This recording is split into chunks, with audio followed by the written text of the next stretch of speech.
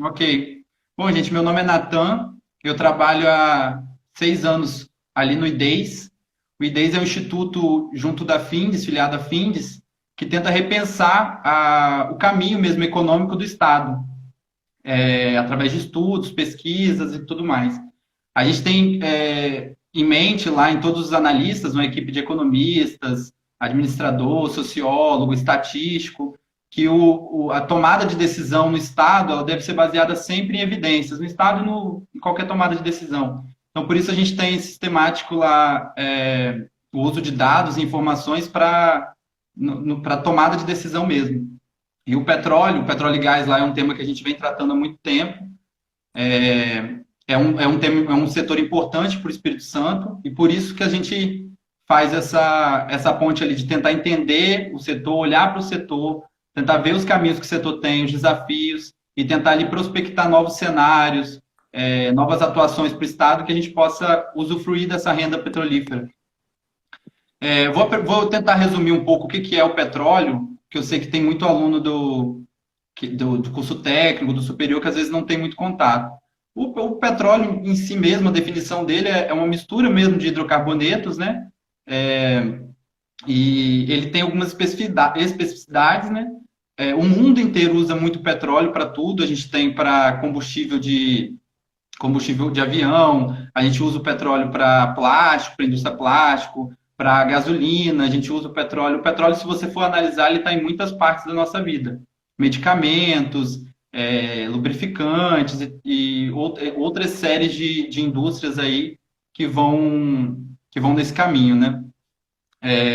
Dada a especificidade dele, é um setor que o mundo ele precisa de petróleo para a indústria em si.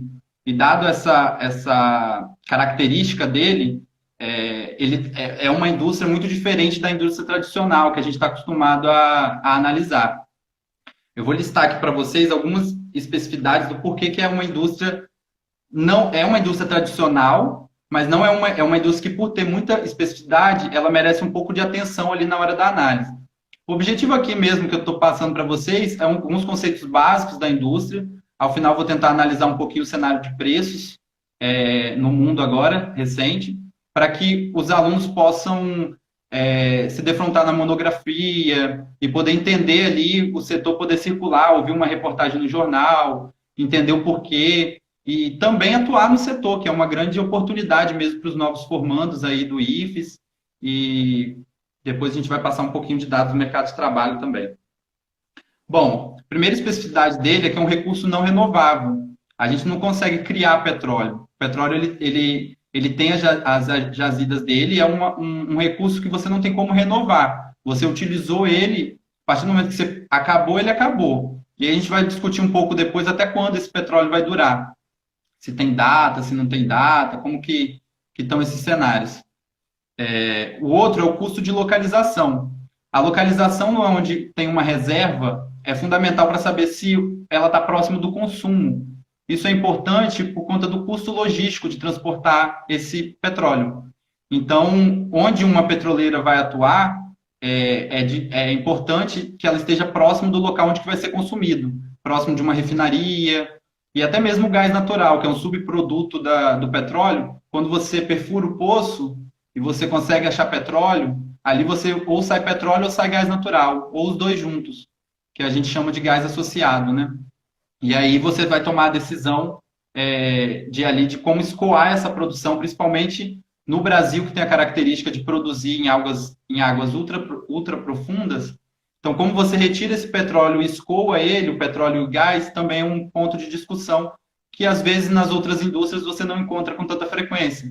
Você pegar uma indústria mais tradicional, ela pode atuar a depender em todo mundo, né? Principalmente com a intensa globalização dos mundos atuais.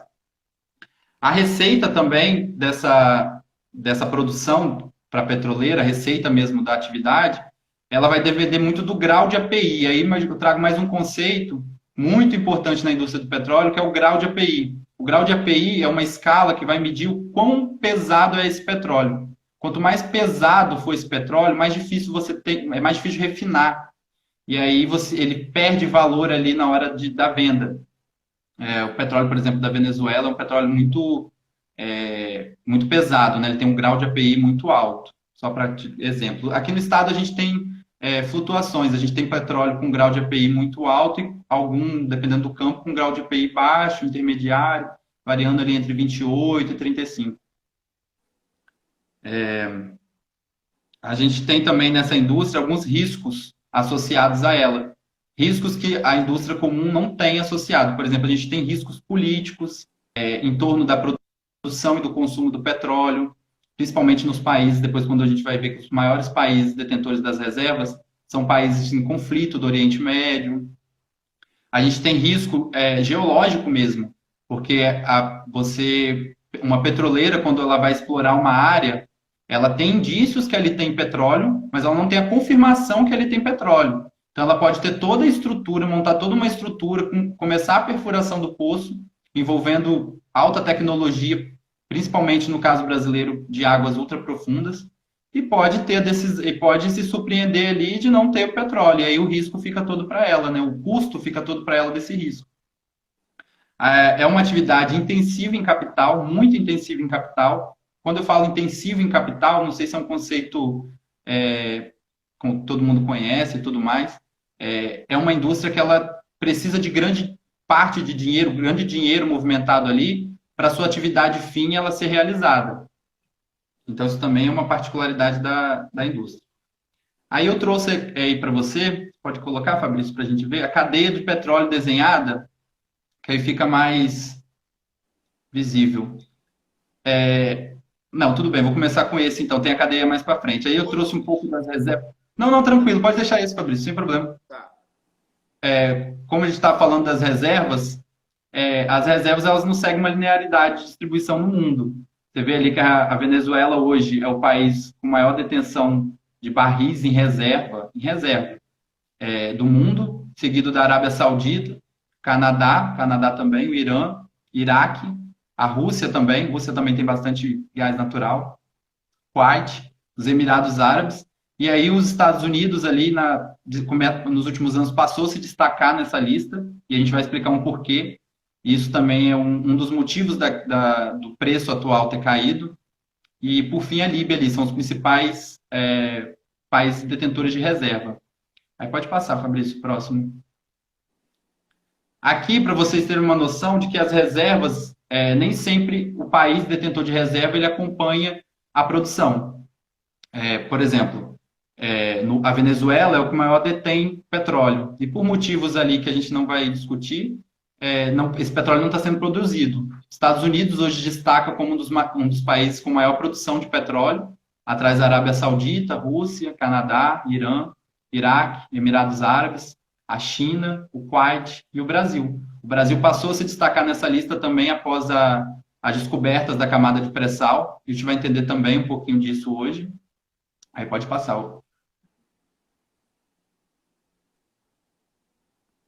Foi? Aí são 3 pontos que a gente tem que avaliar, né? As reservas, que a gente já passou a listinha dos países, a produção, que nem sempre ali a tomada de decisão de produzir ou não está associada. E ali agora você tem o consumo de petróleo. O consumo desse petróleo, ele não necessariamente ocorre onde tem a produção, onde tem a reserva. Por exemplo, os Estados Unidos, a China e a Índia, os três juntos, eles compõem ali o seleto grupo dos países com maior consumo de petróleo. Isso explicado, né, pela indústria desses países que consomem muito petróleo. Como o petróleo ele é um insumo para essas indústrias, para a produção de plástico, produtos, medicamentos, cosméticos, bastante cosméticos também. Então, ele serve como um insumo, acaba que esses países possuem reservas e produzem, acabam exportando para esses países. Esses países também detêm, os Estados Unidos, ele atingiu a autossuficiência em petróleo, e antes o que ele não tinha, ele buscou essa autossuficiência, eu vou explicar o porquê, através de um petróleo não convencional, e destaca aí como o maior consumidor, ele, a China e a Índia, pela sua indústria lá. É interessante que só os dois primeiros países juntos já consomem mais do que todos os outros, né? Se você olhar a média ali, dá 40, entre 40% e 50% da produção de petróleo tá nesse país por conta mesmo do parque industrial deles, né? É muito sensível. Impressionante. É impressionante.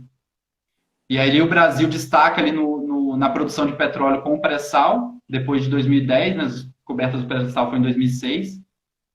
E a gente entra nesse grupo também de produtores de. A gente já fazia parte desse grupo, só que a gente entra nos top 10 ali de maiores produtores de petróleo do mundo. Aí pode passar. Eu não sei se está bem visível aí, imagino que não.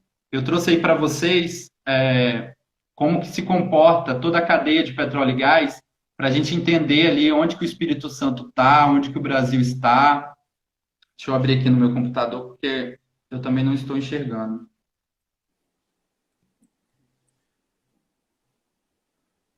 O primeiro ícone, pessoal, é exploração. O Natan vai lendo para vocês ícone por ícone, tá? Lembrando que Exato. quem tiver curiosidade ou quiser fazer alguma pergunta, pode usar o chat. A gente está guardando as perguntas. E eu fiquei sabendo pelo chat que meu áudio está baixo. De vez em quando isso acontece. Não sei se é porque o interlocutor principal é o Natan. Mas o mais importante é que o Natan está falando e dá para ouvir tudo direitinho, né? Vamos lá. Vamos lá. Primeiro aí a gente tem a exploração da área.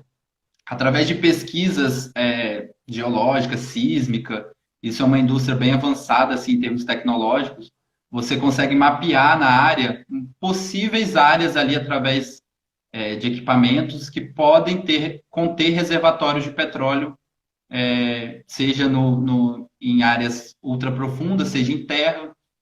Aí essa exploração a gente costuma dividir na indústria entre onshore e offshore. O onshore seria em terra e o offshore seria em mar. É bem comum assim na indústria esses dois conceitos, né? E a produção do Brasil, a gente tem uma produção bastante significativa em terra, mas o maior mesmo, o grosso mesmo, ela está no mar, principalmente nos campos lá, como eu falei, de águas ultra profundas, que é ali que está a maior produtividade, ali que está a maior intensidade brasileira, ela está ali, principalmente no polígono do pré-sal. E aí é realizada essas pesquisas, logo após você tem a descoberta, você perfura, para você ter certeza se você tem ou não petróleo. Conseguir o petróleo, você tem toda uma legislação por trás disso, você tem que emitir, a petroleira tem que emitir algumas declarações para o governo, para a agência reguladora, e depois disso, a petroleira ela tem que montar um plano de investimento para esse campo. O que ela vai fazer com esse campo, como vai ser o escoamento desse recurso. E aí, depois que ela faz isso, que ela pode começar a produção. E aí ela perfurou, começa a produzir. E aí a gente tem ali dois caminhos. Saiu o petróleo, saiu o gás. Ou saiu os dois. Se é um gás associado e você está com foco na produção do petróleo, porque o petróleo é o grande ouro das petroleiras. O gás acaba sendo um subproduto dessa produção. E aí você tem que dar um destino para o gás também. Isso é bem interessante. Isso é um grande, até a gente vai ver com um grande problema aqui do Brasil, que a gente não consegue dar. A gente tem um problema do consumo do gás natural. A gente tem grandes reservas de gás natural, só que por alguns entraves regulatórios ali, a gente acaba não consumindo esse gás, não tornando uma energia barata para a nossa indústria. E aí você tem o transporte ali via navio, oleoduto, gasoduto, a depender.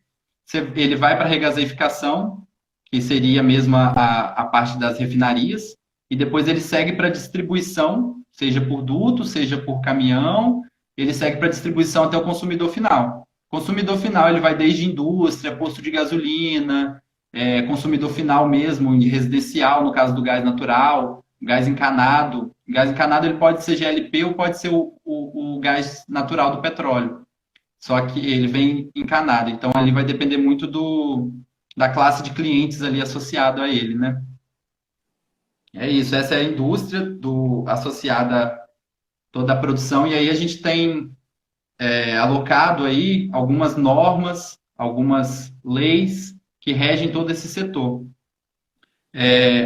Até 1997, esse setor, ele era, a parte ali de exploração e produção, ele era único e exclusivo da Petrobras, da estatal Petrobras. E aí, a partir de 1997, com a lei do petróleo, isso muda. Isso passa a não ser só um monopólio da Petrobras. E aí eu vou explicar aqui um pouquinho dois conceitos importantes para entender essa indústria, os conceitos econômicos e que, assim, vai para a vida inteira quase. Os economistas usam isso para analisar muitos mercados. Por exemplo, Monopólio. Monopólio é uma situação em que uma empresa ela detém todo o mercado associado a ela. E é o contrário disso, o extremo oposto, é uma atividade concorrencial, quando você tem várias empresas atuando ali naquele mercado. A parte de exploração e produção ali é todo monopólio até 1997 da Petrobras. Após 97 com a lei, isso abriu o mercado e tornou isso mais concorrencial. Hoje a Petrobras ela detém sim grande parte da exploração e produção. Ela tem grande mercado aí desse mercado, aí, grande parte desse mercado. Só que hoje você tem mais empresas atuando, principalmente na área onshore, que atua. O resto da cadeia aí, o refino, é via autorização, né? Você tem que. Ele é concorrencial, só que é via autorização da ANP. A ANP é uma agência reguladora que também surgiu junto com essa lei para regular o setor de petróleo e gás, depois foi agregadas novas funções a ela. Ela veio para regular todo o arcabouço legal e regulatório desse setor, então tudo é reportado a ela. Só que é isso, nesse tempo de transição aí, de uma atividade com a presença de monopólio para uma atividade concorrencial, você tem alguns entraves ali. Como que você vai fazer para o cara explorar? Como você vai atrair outras empresas, né? E aí você tem alguns instrumentos mesmo. O primeiro instrumento ali foi o petróleo, ele continua sendo da União. O que passou a ser a União conceder esse petróleo para produção para iniciativa privada. E aí ela faz isso via ANP, também foi criado nessa lei, como eu falei, e ela concede esse petróleo via as rodadas da ANP. Desde 99, a gente já teve 15 rodadas da ANP, transferindo a produção desse petróleo da estatal, que antes era estatal, para a iniciativa privada. E aí entrou mais de 100 empresas nacionais e internacionais nesse setor, com alguns mecanismos, né? Hoje no Brasil a gente tem dois mecanismos, que é a concessão mesmo da área e a partilha da área.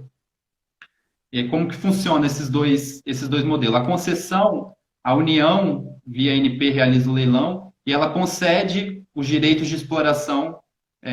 O petróleo passa a ser da petroleira que está atuando ali na área.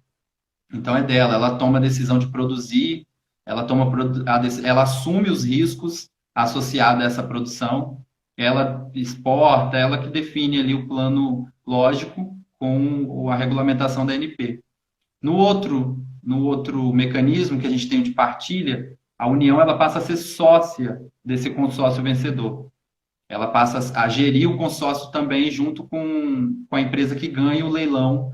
O leilão acontece de forma quem dá o maior lance, que a gente chama de bônus de assinatura, pela área. E quem também oferece um maior pacote ali de exploração mínimo para a área é aquele que acaba vencendo o leilão para conseguir uma área para exploração e produção de petróleo. É basicamente isso. O segundo de partilha, esse mecanismo que a União entra como sócia mesmo do consórcio, ganha o leilão quem oferecer a maior parcela de petróleo para a União, né? Ela passa a ser, ela compõe o grupo ali que vai, e ela também divide os custos. A produção ela passa a ser viável através, você deduz o seu custo, e aí depois que você deduziu esse custo, você tem a produção ali que foi de fato lucro mesmo do consórcio, que vai ser dividido para a União e as outras empresas que participam do consórcio. Esse mecanismo ele surgiu após a descoberta do pré-sal, e foi exatamente como ali você tinha uma grande reserva ali, o outro mecanismo ali já não estava mais funcionando. Até 2016, a única petroleira que podia atuar na área do pré-sal ali, ela tinha direito de exclusividade, né? Sobre outras também podiam atuar, mas ela tinha direito de escolher, era a Petrobras. E agora isso quebrou ali a partir de 2016.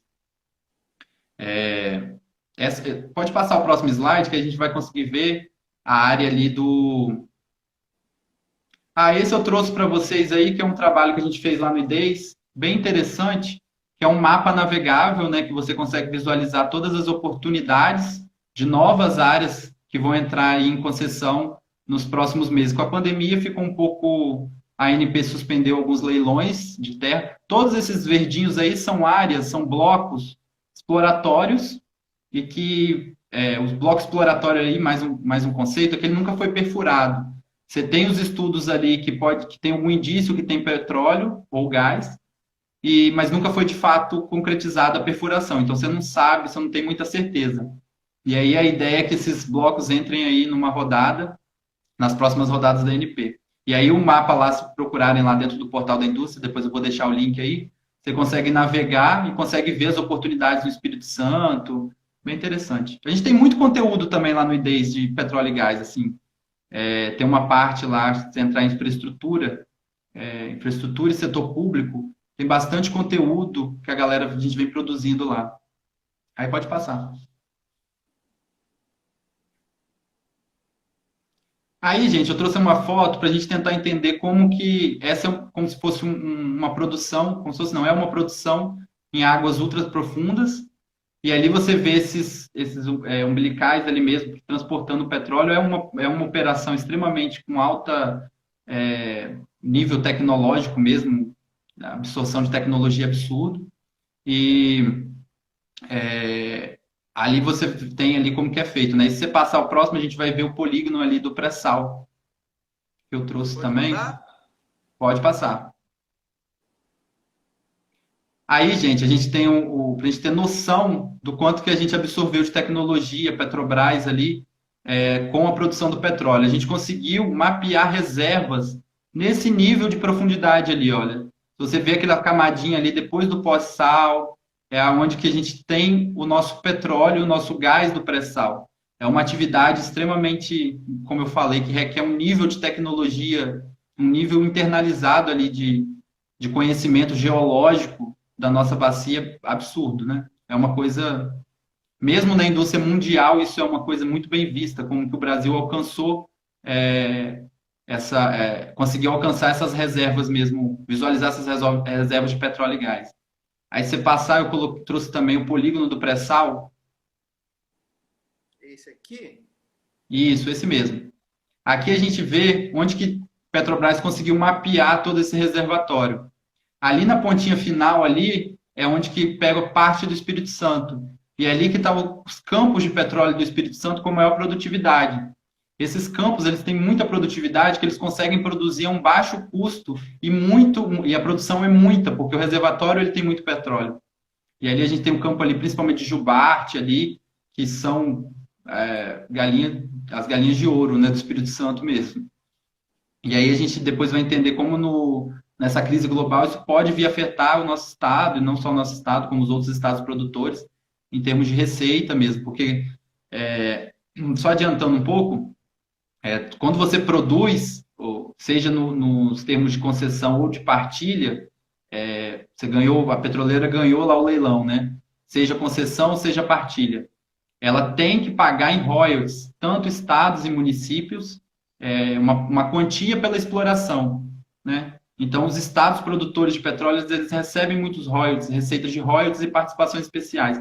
A participação especial para aquele campo que tem alta produtividade. Os campos ali do polígono do pré-sal, a maioria tem participação especial porque a União entende que como é um grande, tem alta produtividade, em tese a petroleira deveria pagar parte desse recurso natural que é nosso, né? Como contrapartida, né? Aí pode passar. Bom, aí entrando um pouco no Brasil, falando muito assim, de geral, né, da camada do pré-sal e tudo mais, entrando um pouco mais Brasil e os estados, né, como que é a configuração. Aqui eu trouxe um gráfico, inclusive esse gráfico está dentro do anuário da indústria do petróleo, está disponível hoje, a gente já subiu ele, um documento ali reúne bastante dados estatísticos mesmo do setor de petróleo e gás no mundo, no Brasil, principalmente no Espírito Santo, os nossos principais desafios ali como produtor de petróleo, os nossos principais pontos ali de investimentos, ali possíveis investimentos, tudo mapeado. Vou deixar o link também depois com o Fabrício divulga depois na publicação. Aí a gente tem o Espírito Santo aí com 6,9. O Espírito Santo detém de reservas, do total das reservas brasileiras, 6,9. A grande parte fica no Rio de Janeiro, aí fica Rio de Janeiro, Espírito Santo, logo atrás São Paulo. Ali os outros estados, né, representando uma parcela pequena, porém significativa também.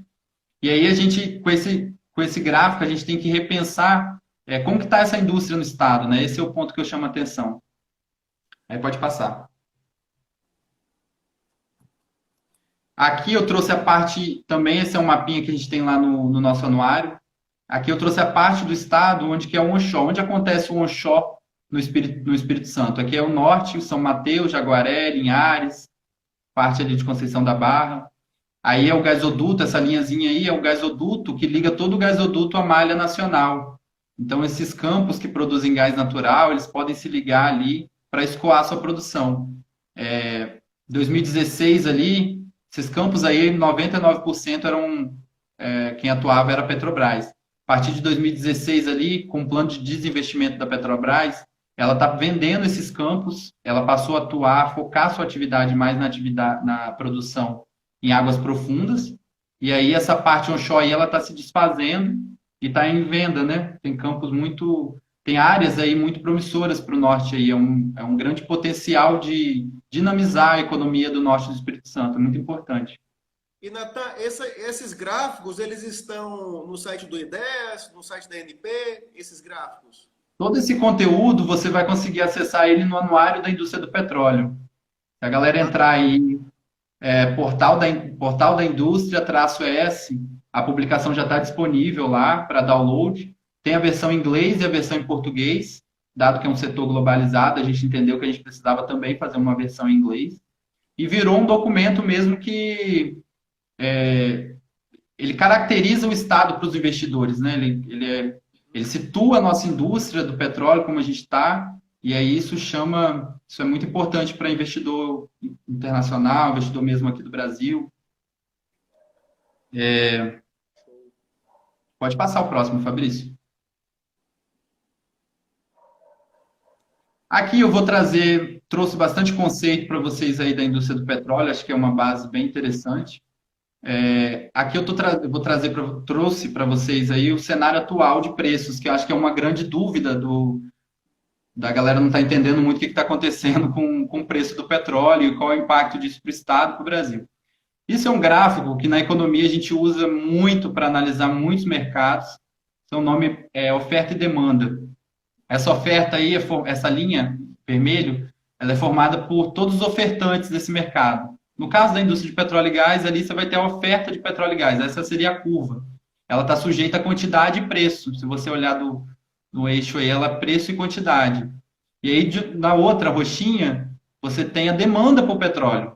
Né? Como que é essa demanda? Igual eu falei, a gente tem tantos destinos para esse petróleo, e aí você tem o ponto de equilíbrio, é quando essas duas retas elas se cruzam.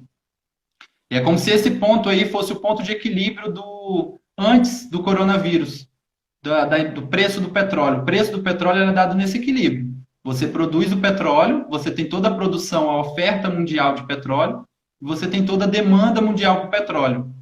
Alguns acontecimentos que marcaram um pouco antes da pandemia que fazem sentido a gente trazer. Os Estados Unidos, ele passou a produzir muito petróleo, porque ele começou a produzir um petróleo não convencional, o chamado shale. Esse shale que vem ali o gás de xisto, o petróleo de xisto ali, de folheto, ele é um petróleo não convencional, ele é diferente do nosso petróleo, ele é cotado também internacionalmente de forma diferente.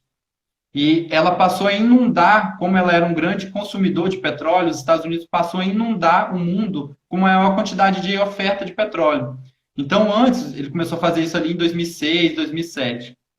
Antes, quando você não tinha essa oferta dos Estados Unidos, ele demandava muito petróleo do mundo. E aí, pela busca de autossuficiência da indústria norte-americana, buscou-se instalar essa indústria nos Estados Unidos e para produzir. E aí, além dessa oferta maior de petróleo nos Estados Unidos, com o tempo, as grandes petroleiras que atuavam nesse setor passou a ser diversificado. Antes era um número restrito de petroleiras e esse número passou a ser diversificado, que aí começa uma busca de quem está ofertando para tentar vender o seu produto. Isso fez com que a nossa oferta, tanto mais ofertantes e tanto a oferta dos Estados Unidos, a nossa oferta aumentar de petróleo no mundo.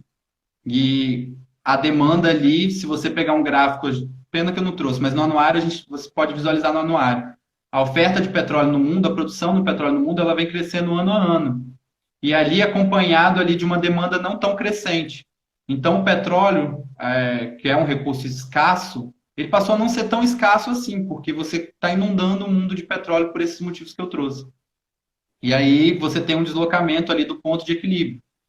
E aí, com a pandemia, e não só a pandemia, você tem toda uma pressão dos governos mundo afora por mudança da matriz energética, por uma matriz mais limpa, e aí você tem esse descasamento. Com a pandemia, o ponto ali de oferta e demanda, ele se foi deslocado. Por quê? O mundo parou, né? O mundo tá em casa, né? Digamos assim. Então, o consumo mudou, a forma de consumir mudou, as indústrias pararam, as grandes indústrias da China, da Índia, e isso fez desacelerar a demanda por petróleo.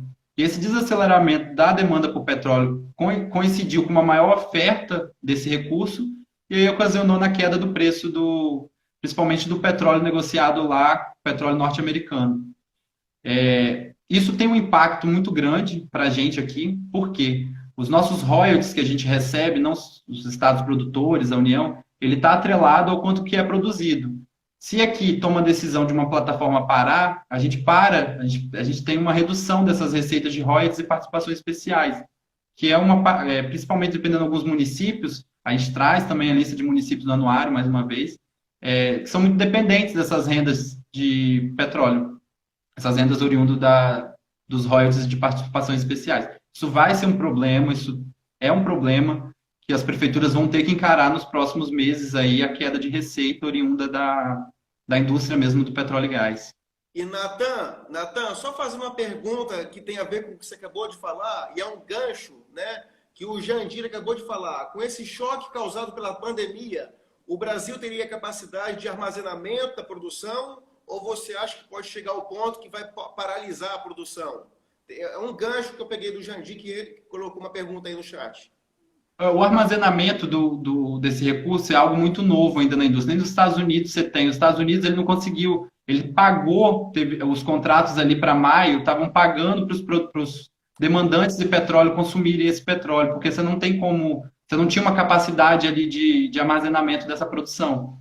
Então é um problema sim o armazenamento, e futuramente, a depender de como vai ser os próximos passos, se a gente sai dessa pandemia tão cedo ou tão tarde, isso vai influenciar de algum grau de medida ali, sim, a produção. Isso pode vir afetar o Espírito Santo de forma bem, bem significativa mesmo.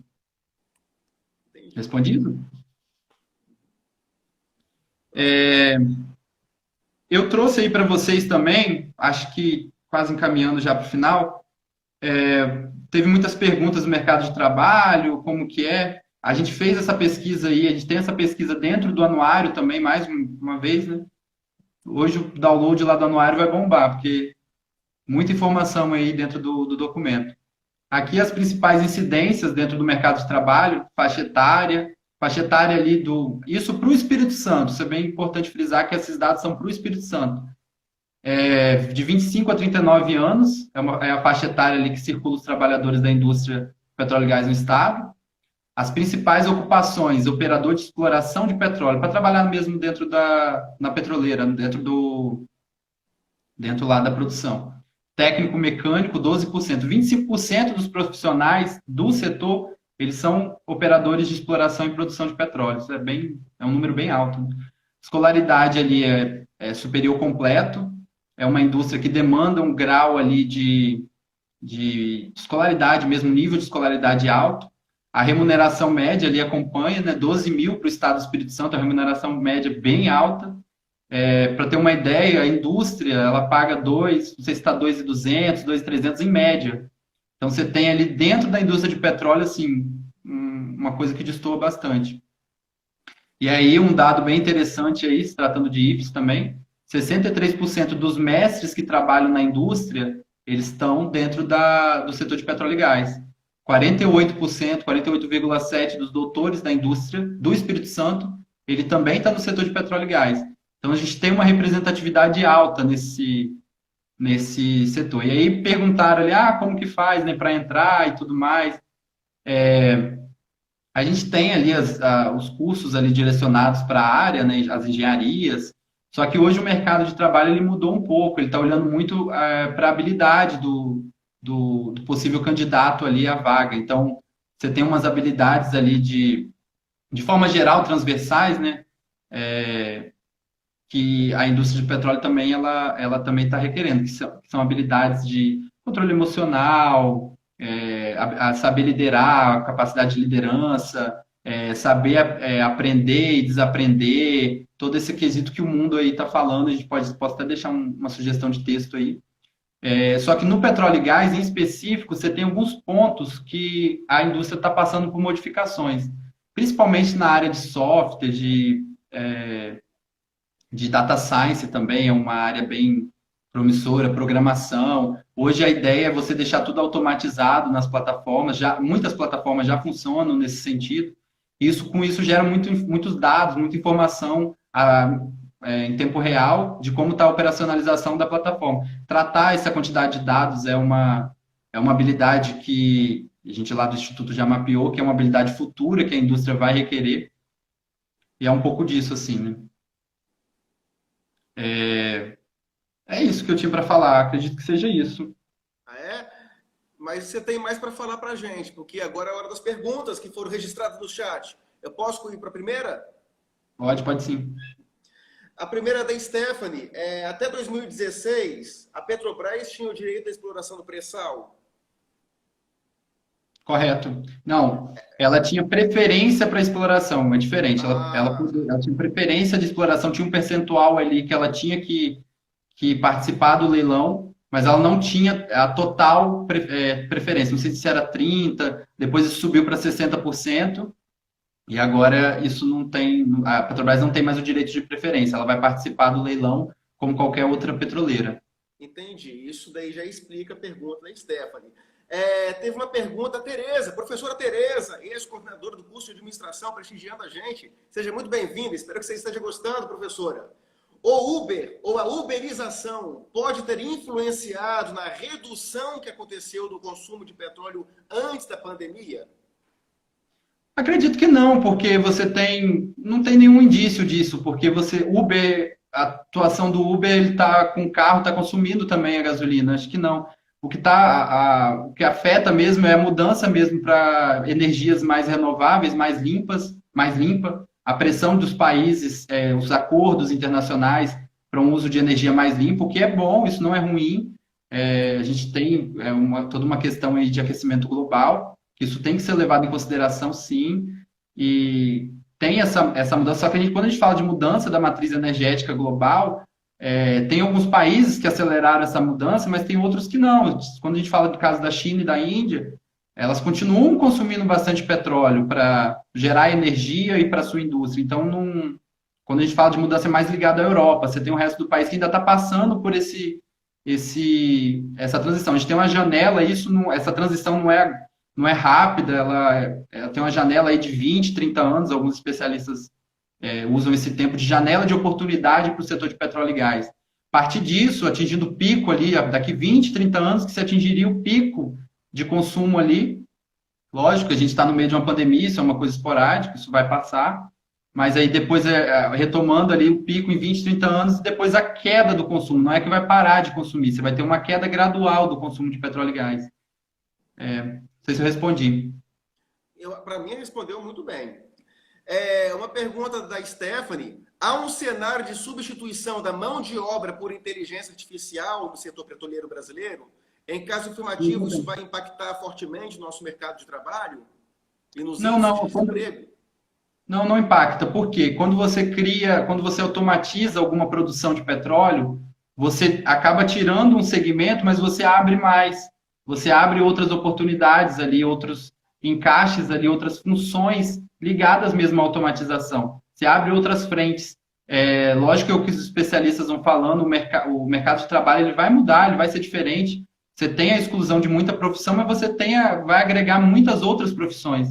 Então, com isso, não tenha medo. O negócio é que é uma indústria, como está aí até na lâmina aí, que requer um nível de habilidade, de especialização muito alta, né? Você vê ali a quantidade de doutores e de mestres, ensino superior, 46% tem ensino superior. Então, é mais ligado a isso, a mesma habilidade do que você vai se propor a desenvolver, a se propor dentro do setor de petróleo e gás. E não só direcionados para as engenharias tradicionais, engenharia de petróleo e gás e química, elas têm um espaço bem grande ainda. Você abre para outras profissões, como desenvolvedor de software, você tem a questão do data science, e a gente estava estudando lá dentro do Instituto que algumas petroleiras estavam com dificuldade de encontrar, fazer um robozinho que pintasse, porque toda plataforma ela precisa ser pintada, isso de tempos em tempos. E aí, quando você coloca uma pessoa ali, você tem associado vários riscos ali a questão de trabalho, a questão de acidente mesmo de trabalho. E aí, um robozinho para pintar aquilo seria o ideal para a petroleira. E elas estavam com dificuldade de encontrar esse tipo de serviço. Você abre mão de um serviço, talvez, ali, do cara pintar e tudo mais, mas você abre em outra frente outras demandas para o mercado de trabalho. Isso acaba sendo positivo. Bacana. Respondeu bem a pergunta. O FCJ está querendo saber qual a representação do setor automotivo no consumo de petróleo mundial. Eu acho que ele se refere ao consumo de combustível, né? Você tem essa informação, esse dado? Aqui agora eu não tenho essa informação. Posso responder ele depois, tranquilo, mas assim, é significativo. Principalmente o consumo de combustível de avião. Então, aí, como o tráfego de avião ele foi interrompido pela pandemia, você tem uma queda do consumo ali de combustível de avião absurdo para as aeronaves. Mas sim, tem um impacto grande também. O Sorriso, que o nome dele é Márcio, mas ele usa esse nome estranho, ele faz uma pergunta que é bem interessante. Como fica a situação da produção de energia limpa com o aumento da oferta de petróleo? O que você acha? O que pode acontecer? Esse choque que a gente estava falando lá, que eu cheguei a comentar ali. Você tem uma introdução de oferta mundial de petróleo e, ao mesmo tempo, você tem uma outra ponta que está brigando ali para a gente usar energias renováveis, energias mais limpas, pensando um pouco no planeta. É um choque, é uma questão que, com certeza, aqui com a pandemia, isso intensificou, mas sim, o mundo vem tentando mudar a sua matriz, é um esforço. Lógico que isso não está acontecendo como se espera, né, como se esperava, mas isso tem um impacto, sim, no consumo de petróleo, e isso repercute no preço, como aquele gráficozinho lá. Se você está mudando a forma de consumir energia, a fonte que você consome energia, isso impacta no preço, que aí seu preço cai, porque você não tem tanta demanda. Você está jogando muita oferta e você não tem a demanda, aí o preço acaba caindo mesmo. Mesmo com o cenário da pandemia, atuando agora em preços bem baixos, a ideia, as petroleiras já trabalham com um preço baixo no futuro, mesmo depois de superada a pandemia, já por esses motivos, né? E aí muita petroleira, ela está se reinventando. E aí acho que isso é bacana também. Ela está indo, muita petroleira está incluindo nos seus planos de negócio energias renováveis. A Shell, a Petrobras, ela já tem operação aí de energia eólica, energia solar. Isso é uma transição mesmo. E a transição, ela vai ser gradual, ela não vai ser abrupta, não é uma coisa assim. Isso vai acontecendo com o tempo, não é uma coisa de desespero, mas o mundo também precisa, né, dado o aquecimento global e todas as outras questões ambientais.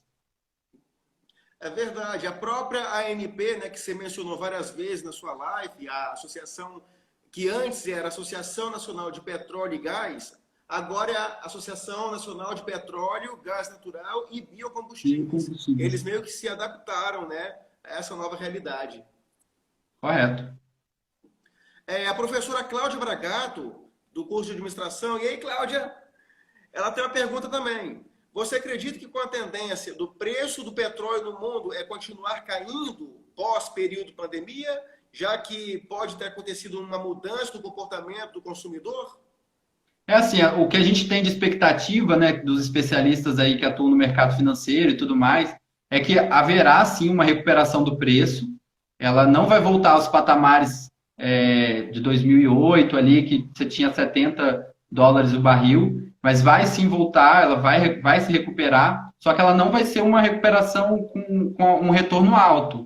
A gente vai trabalhar com o preço do barril de petróleo ainda baixo, mas que seja viável a produção. Ainda vai ser viável a produção por bastante tempo. Essas são as análises aí do mercado financeiro aí para o preço do petróleo. O Felipe lançou uma pergunta, eu nem tinha essa informação, vê se procede. A partir de 2030, motores de combustão estão proibidos? É isso, é É, verdade? eu não tenho essa informação, não sei dizer. Eu também não. Ô Felipe, a gente vai ficar te devendo, que a pergunta dele parte dessa premissa, para fazer sentido. Né? Então, como que seria o impacto na indústria? Como eu desconheci, você está falando que não conhece, a gente vai passar para a próxima.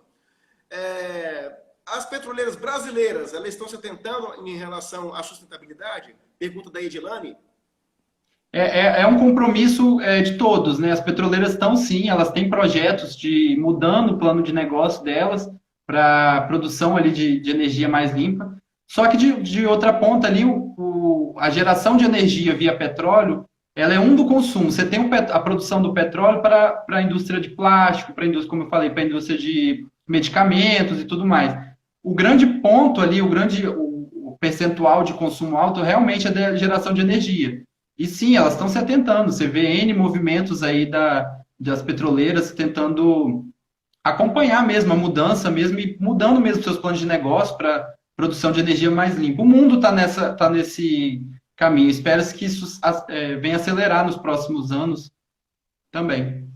É, o, o FCB, né, o FCJ mencionou que isso deve estar descrito no Protocolo de Quioto de 2030.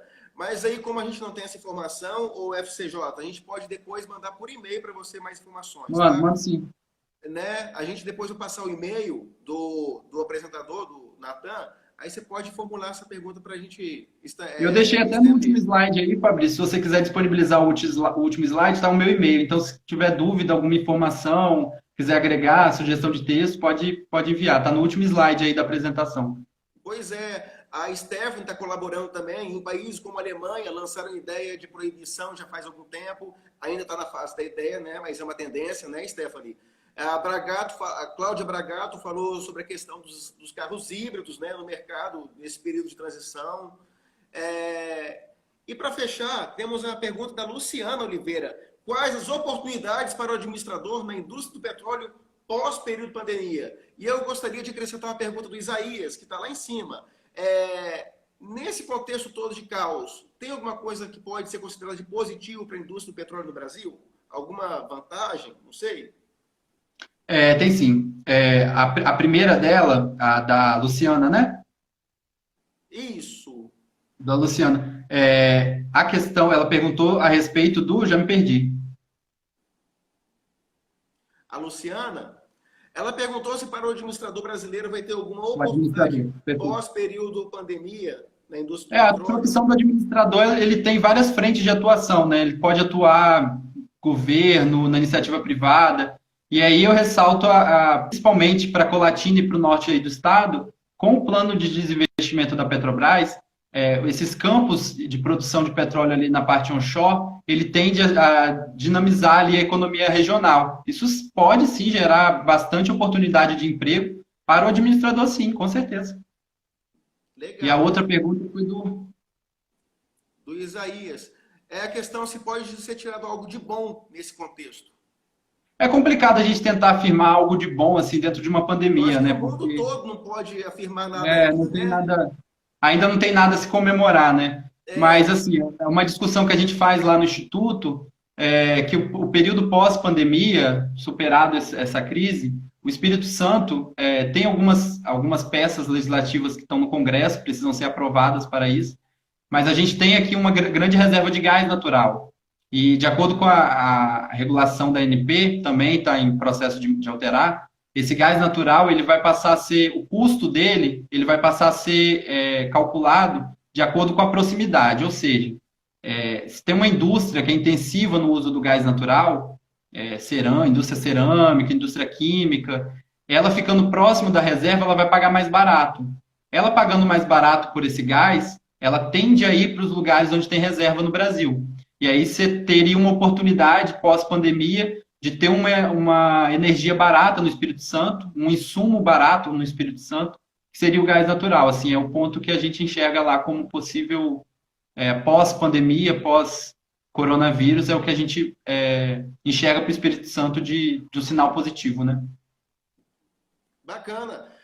Algumas perguntas falam sobre a questão do mercado de trabalho, em especial da Luciana, que está perguntando sobre a questão do administrador, qual o papel que ele pode assumir. Eu imagino que o administrador, como a Petrobras é uma empresa altamente complexa, né? Essa indústria é altamente Você tem complexa, N ela frentes. precisa de administradores bem formados, bem preparados, né? Com especializações nessa área, né? É uma pergunta bem complicada de se responder. Você gostaria de acrescentar alguma Assim, coisa? o curso de administração, o administrador ali, ele tem um papel fundamental dentro das empresas, né? Então, aumentando a demanda no mercado de trabalho é quase um efeito tabela mesmo, né? Ele vai aumentar a demanda mesmo pelo profissional, pelo administrador, assim, E ali dentro de uma petroleira, dentro de uma... Aqui no Espírito Santo também você tem bastante empresas da cadeia fornecedora. Tudo aquilo que a gente mostrou ali da cadeia, você tem empresas que prestam serviços para essas empresas. E o Espírito Santo tem uma cadeia fornecedora desses equipamentos muito boa. Talvez você não vai atuar diretamente numa petroleira, mas você tem oportunidade nas empresas que prestam serviços, vendem produtos para as petroleiras. E aqui no estado a gente tem uma cadeia bem forte. Tem algumas empresas que prestam serviços, prestam produtos. E atuar nessas empresas também é uma ótima oportunidade. Eu também acho. A Dani falou que eu li a pergunta dela. Digita novamente. De repente o chat é tanta coisa, né, que eu posso não ter observado. Peço que mande novamente. Uma pergunta inocente. Estou fazendo ensino médio. Quero ingressar na carreira da Petrobras. Pergunta do Vitor. Qual o curso que você indicaria? Qual trajetória eu deveria seguir? Olha, assim, pela minha experiência no setor, a área técnica assim, o grande chave para a indústria, né? Se quer trabalhar diretamente dentro de uma plataforma de petróleo, um curso técnico no próprio IFES mesmo é o grande destaque, assim, né? O que eu vejo. Superior às engenharias, com O IFES Vila certeza, a Velha, área inclusive, química. tem alguns cursos específicos voltados para essa área, né? O IFES Vila Velha, se não me engano. Vila Velha tem, o IFES Vila Velha. Mas isso não desmerece os próprios cursos de todos os outros campi. Por exemplo, Não, eu não, preciso porque de um técnico de você cria, administração, né? você acaba que é um efeito que esses custos estão na linha de frente, lógico, igual tá aí, mas você, como eu comentei ali do caso do administrador, se o setor está crescendo, você tem demanda por outros profissionais, né? Acaba que é um efeito mesmo, né? Acontece. E para fechar, né, a pergunta da Dani, que ficou chateada porque eu pulei, desculpa, Dani. Suas perspectivas sobre o mercado brasileiro na situação atual do Espírito Santo, Brasil e visão mundial. Uau! É A praticamente respeito tudo da que você situação falou, né? atual do Mas setor, eu acho que é uma. assim, é uma crise, né, que a gente está passando. Se fosse outra oportunidade, provavelmente a gente estava numa presencial, né? A gente está tendo até um alcance maior aqui na live. Isso vai passar, assim, o momento vai passar, a gente vai sair desse período, e a expectativa é que o setor volte a crescer e tenha impactos positivos para o Espírito Santo e para o mundo também. Como eu disse ali, a gente ainda está longe do pico do consumo de petróleo, isso tudo são os pontos que a gente já vem levantando, mas o pico aconteceria daqui 20, 30 anos, segundo alguns analistas. Tem alguns analistas que falam que o pico seria em 2050, outros ali que aconteceria em 2040. Então isso vai depender um pouco. E mesmo chegando no pico, você ainda tem uma queda lenta do consumo de petróleo. Então você tem muito tempo ainda para oportunidades mesmo e para absorver a renda mesmo